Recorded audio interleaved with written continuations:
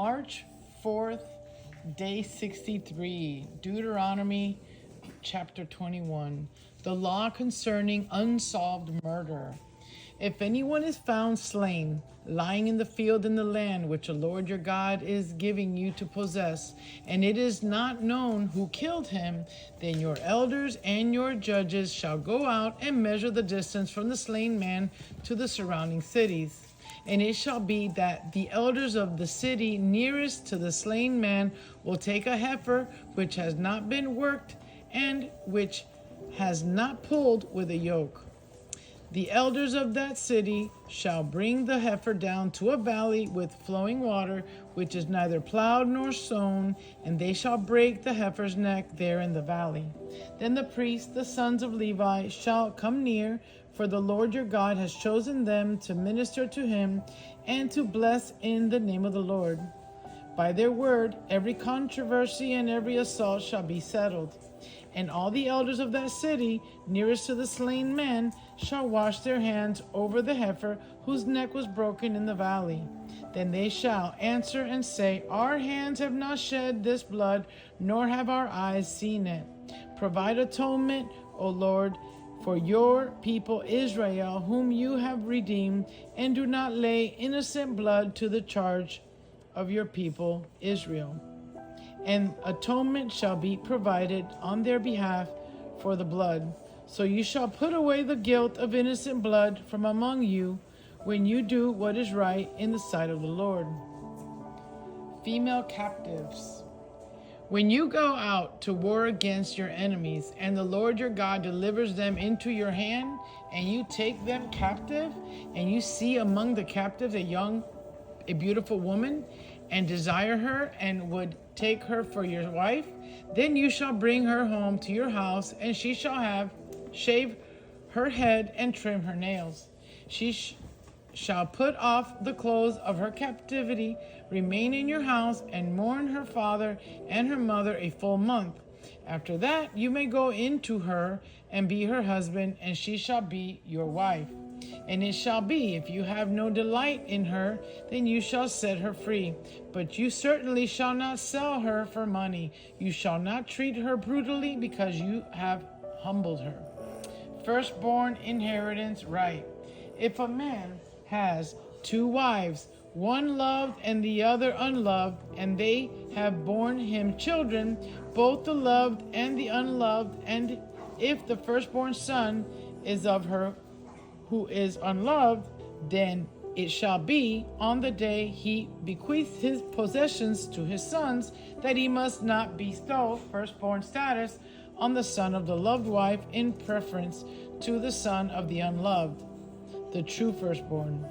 But he shall acknowledge the son of the unloved wife as the firstborn by giving him a double portion of all that he has, for he is the beginning of his strength. The right of the firstborn is his. The rebellious son. If a man has a stubborn and rebellious son who will not obey the voice of his father or the voice of his mother, and who, when they have chastened him, will not heed them, then his father and his mother shall take hold of him and bring him out to the elders of the city, to the gate of the city. And they shall say to the elders of his city, This son of ours is stubborn and rebellious. He will not obey our voice. He is a glutton and a drunkard. Then all the men of his city shall stone him to death with stones. So you shall put away the evil from among you, and all Israel shall hear and fear. Miscellaneous laws. If a man has committed a sin deserving of death, and he is put to death, and you hang him on a tree, his body shall not remain overnight on the tree, but you shall surely bury him that day, so that you do not defile the land which the Lord your God is giving you as an inheritance, for he who is hanged is accursed of God. Chapter 22. You shall not see your brother's ox or his sheep going astray, and hide yourself from them. You shall certainly bring them back to your brother. And if your brother is not near you, or if you do not know him, then you shall bring it to your own house, and it shall remain with you until your brother seeks it. Then you shall restore it to him. You shall do the same with his donkey, and so shall you do with his garment, with any lost thing of your brothers, which he has lost and you have found. You shall do likewise. You must not hide yourself. You shall not see your brother's donkey or his ox fall down along the road and hide yourself from them. You shall surely help him lift them up again. A woman shall not wear anything that pertains to a man, nor shall a man put on a woman's garment, for all who do so are an abomination to the Lord your God. If a bird's nest happens to be before you along the way, in any tree or on the ground, with young ones or eggs, with the mother sitting on the young or on the eggs, you shall not take the mother with the young. You shall surely let the mother go, and take the young for yourself, that it may be well with you, and that you may prolong your days. When you build a new house, then you shall make a parapet for your roof, that you may not bring guilt of bloodshed on your household if anyone falls from it. You shall not sow your vineyard with different kinds of seed, lest the yield of the seed which you have sown and the fruit of your vineyard be defiled. You shall not plow with an ox and a donkey together. You shall not wear a garment of different sorts, such as wool and linen mixed together. You shall make tassels on the four corners of the clothing with which you cover yourself. Laws of sexual morality. If a man takes a wife and goes into her and detests her and charges her with shameful conduct and brings a bad name on her and says, I took this woman, and when I came to her, I found she was not a virgin, then the man and mother of the young woman shall take and bring out the evidence of the young woman's virginity to the elders of the city at the gate. And the young woman's father shall say to the elders, I gave my daughter to this man as a wife, and he detests her. Now he has charged her with shameful conduct, saying, I found your daughter was not a virgin, and yet these are the evidences of my daughter's virginity. And they shall spread the cloth before the elders of the city. Then the elders of that city shall take that man and punish him. And they shall fine him 100 shekels of silver, and give them to the father of the young woman, because he has brought a bad name on a virgin of Israel, and shall be his wife. He cannot divorce her all his days. But if the thing is true, and evidence of virginity are not found for the young woman, then they shall bring out the young woman to the door of her father's house, and the men of her city shall stone her to death with stones, because she has done a disgraceful thing in Israel, to play the harlot in her father's house. So you shall put away the evil from among you. If a man is found lying with a woman married to a husband, then both of them shall die, the man that lay with the woman and the woman. So you shall put away the evil from Israel.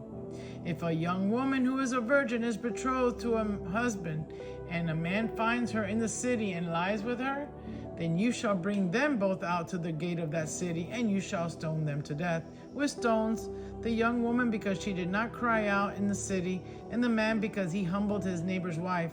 So you shall put away the evil from among you. But if a man finds a betrothed young woman in the countryside, and the woman forces her and lies with her, then only the man who lay with her shall die. But you shall do nothing to the young woman. There is in the young woman no sin deserving of death. For just as when a man rises against his neighbors and kills him, even so is this matter. For he found her in the countryside, and he betrothed her. The young woman cried out, but there was no one to save her. If a man finds a young woman who is a virgin, who is not betrothed, and he seizes her and lies with her, and they are found out, then the man who lay with her shall give to the young woman's father 50 shekels of silver, and she shall be his wife, because he has humbled her. He shall not be permitted to divorce her all his days. A man shall not take his father's wife, nor uncover his father's bed. Chapter 23. Those excluded from the congregation. He who is emasculated by crushing or mutilation shall not enter the assembly of the Lord. One of the illegitimate birth shall not enter the assembly of the Lord. Even to the 10th generation, none of his descendants shall enter the assembly of the Lord. An Ammonite or Moabite shall not enter the assembly of the Lord. Even the assembly of the Lord went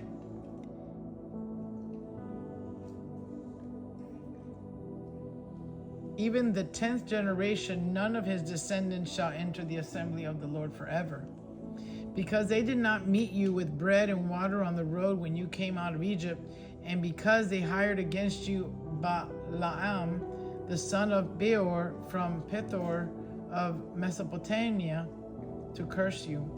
Nevertheless, the Lord your God would not listen to Balaam, but the Lord your God turned the curse into a blessing for you, because the Lord your God loves you.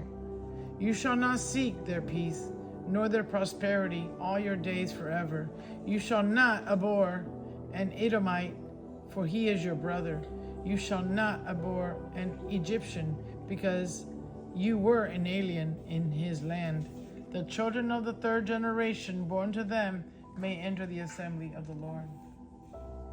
Cleanliness of the campsite. When the army goes out against your enemies, then keep yourself from every wicked thing. If there is any man among you who become unclean by some occurrence in the night, then he shall go outside the camp. He shall not come inside the camp. But it shall be, when evening comes, that he shall wash with water, and when the sun sets, he may come into the camp. Also, you shall have a place outside the camp where you may go out, and you shall have an implement among your equipment, and when you sit down outside, you shall dig with it and turn and cover your refuse. For the Lord your God walks in the midst of your camp to deliver you and give your enemies over to you. Therefore your camp shall be holy, that he may see no unclean thing among you and turn away from you. Miscellaneous laws. You shall not give back to his master the slave who has escaped from his master to you. He may dwell with you in your midst, in the place which he chooses within one of your gates, where it seems best to him. You shall not oppress him. There shall be no ritual harlot of the daughters of Israel, or a perverted one of the sons of Israel. You shall not bring the wages of a harlot or the price of a dog to the house of the Lord your God for any vowed offering, for both of these are an abomination to the Lord your God. You shall not charge interest to your brother, interest on money or food or anything that is lent out at interest. To a foreigner you may charge interest, but not to your brother. You shall not charge interest, that the Lord your God may bless you in all which you set your hand in the land which you are entering to possess. When you make a vow to the Lord your God, you shall not delay to pay it, for the Lord your God will surely require it of you, and it will be a sin to you. But if you abstain from vowing, it shall not be sin to you. That which has gone from your lips you shall keep and perform, for you voluntarily vowed to the Lord your God what you have promised with your mouth. When you come into your neighbor's vineyard, you may eat your fill of grapes at your pleasure, but you shall not put any in your container. When you come into your neighbor's standing grain, you may pluck the heads with your hands, but you shall not use a sickle on your neighbor's standing grain. Today, Psalm 63, joy in the fellowship of God. O God, you are my God. Early will I seek you. My soul thirsts for you. My flesh longs for you, in a dry and thirsty land where there is no water. So I have looked for you in the sanctuary, to see your power and your glory, because your loving kindness is better than life. My lips shall praise you. Thus I will bless you while I live. I will lift up my hands in your name. My soul shall be satisfied as with marrow and fatness, and my mouth shall praise you with joyful lips. When I remember you on my bed, I meditate on you in the night watches, because you have been my help. Therefore, in the shadow of your wings, I will rejoice. My soul follows close behind you. Your right hand upholds me. But those who seek my life to destroy it shall go into the lower parts of the earth. They shall fall by the sword. They shall be a portion of jackals. But the king shall rejoice in God. Everyone who swears by him shall glory. But the mouth of those who speak lies shall be stopped. Amen.